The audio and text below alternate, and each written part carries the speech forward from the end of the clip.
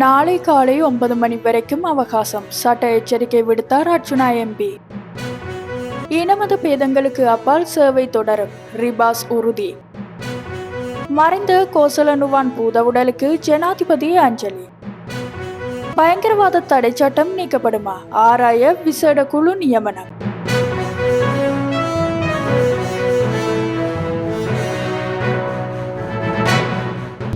தன் மீது பழி போடும் வகையிலான காணொளிகள் மற்றும் அறிக்கைகளை நீக்குவதற்கும் நாடாளுமன்ற உறுப்பினர் ராமநாதன் அர்ச்சுனா கால அவகாசம் வழங்கியுள்ளார். இது குறித்து தனது சமூக ஊடகங்களில் விடுத்துள்ள அறிவிப்பில் பகிரங்க வெளியில் மன்னிப்பு கேட்பதற்கும் ஒரு நாள் அவகாசம் தருவதாக அர்ச்சுனா எம்பி குறிப்பிட்டுள்ளார். அந்த அறிவிப்பில் மேலும் தெரிவிக்கப்பட்டுள்ளதாவது: என் மீது பழி போடுவதற்காக சமூக ஊடகங்களில் பரப்பப்படும் உங்கள் வீடியோக்கள், ஸ்டேட்மெண்ட்களை அளிப்பதற்கும் தனிப்பட்ட ரீதியில் ஒரு பாராளுமன்ற உறுப்பினராக எனது பாராளுமன்றத்தில் உள்ளே நடக்கும் சம்பவங்களை பகிர்ந்து மான நஷ்டம் ஏற்படுத்தும் வகையில் தெரிந்தோ தெரியாமலோ நீங்கள் செய்த இந்த தவறுகளை நான் மன்னிப்பதற்கும் உங்களை சட்ட ரீதியான கேள்விக்கு உட்படுத்தாமல் இருப்பதற்காகவும் பகிரங்க வழியில் மன்னிப்பு கேட்பதற்கும் ஒரு நாள் அவகாசம் தருகின்றேன். நாளைய தினம் காலை 9 மணியிலிருந்து சட்ட ரீதியான நடவடிக்கைகள் சகலருக்கும் எடுக்கப்படும். என்னை மன்னித்துக் கொள்ளுங்கள். அதன் பிறகு எடுக்கப்படும் எந்த ஒரு சமாதான நடவடிக்கைகளுக்கும் என்னால் மன்னிப்பு வழங்க முடியாது என அவர் தெரிவித்துள்ளார்.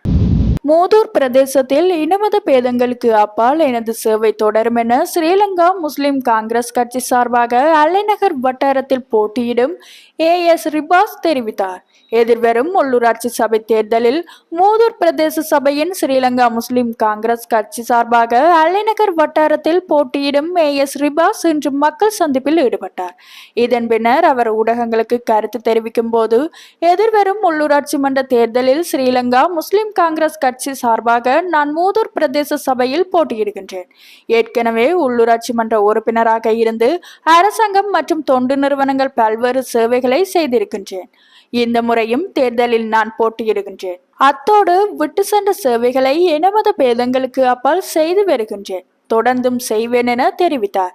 எமது வட்டாரத்தில் வீதியின் மின் விளக்குகள், வடிகான் பிரச்சனைகள் இன்னும் காணப்படுகின்றன. அவற்றை எமது மக்களுக்கு நிவர்த்தி செய்து கொடுப்பேன் எனவும் தெரிவித்தார். தேசிய மக்கள் சக்தியின் கேகாலை மாவட்ட நாடாளுமன்ற உறுப்பினர் மறைந்த கோசலனுவான் ஜெயவீரவின் பூதவுடலுக்கு ஜனாதிபதி அனுரகுமார திசாநாயக்க இறுதி அஞ்சலி செலுத்தினார். தல்துவ நாபவளவில் உள்ள வீட்டுக்கு நேற்றிரவு சென்ற ஜனாதிபதி அனுரகுமார திசாநாயக்க அன்னாரது பூதவுடலுக்கு இறுதி அஞ்சலி செலுத்தினார். அப்போது சுற்றாடல் அமைச்சர் கலாநிதி தாமிக்க படபெடி, தேசிய மக்கள் சக்தியின் கேகாலை பாராளுமன்ற உறுப்பினர்கள் மற்றும் பெருந்திரளான மக்கள் கலந்து கொண்டனர்.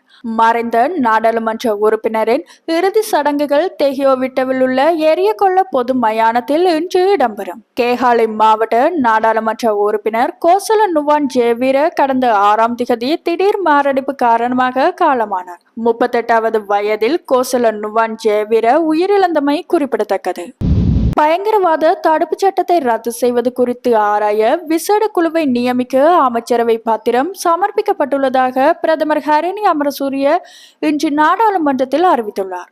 நாடாளுமன்ற உறுப்பினர் ராசமாணிக்கம் சாணக்கியன் எழுப்பிய கேள்விக்கு பதிலளித்த அவர், பயங்கரவாத தடுப்பு சட்டத்தை ரத்து செய்வது குறித்தும் புதிய சட்டத்தை உருவாக்குவது குறித்தும் அரசாங்கம் விரிவான ஆலோசனை நடாத்தும் என பதிலளித்தார். பயங்கரவாத தடுப்பு சட்டம் நீக்கப்பட வேண்டும் என வடக்கு கிழக்கு தமிழ் கட்சிகளும் சிவில் அமைப்புகளும் தொடர்ந்து போராட்டங்களை முன்னெடுத்து வருகின்றமை சுட்டிக்காட்டத்தக்கது.